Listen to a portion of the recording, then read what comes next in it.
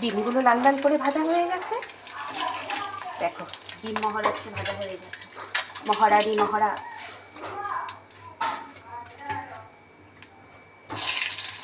এবার আলুগুলো জলদি দিয়ে দিই।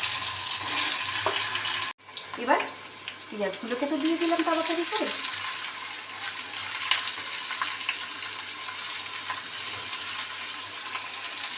এবার তার মধ্যে দিয়ে দিচ্ছি কষিয়ে মশিয়ে একদম করে একটু কাঁচা লঙ্কা,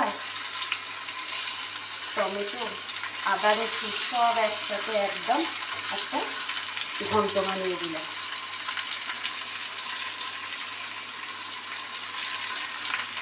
সাথে দিয়ে দিলাম একটু নুন, এবার দিয়ে দিলাম হলুদ, আর দিচ্ছি একটু কাশ্মীরি লঙ্কার গুঁড়ো।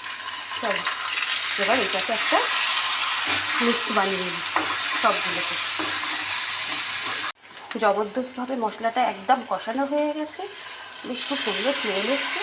এইবার দিয়ে দিলাম জল। এইবার মহারাজ মহারানীগুলোকে এবার একে একে ঝোলের মধ্যে দিয়ে দিচ্ছি।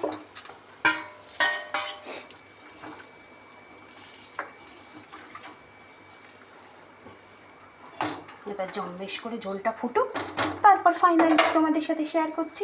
চলো শেষে একটু গরম মশলা দিয়ে দিলাম। এই দেখো গরম মশলা। একদম পাতলা পাতলা ডিমের ঝোল রেডি হয়ে গেছে।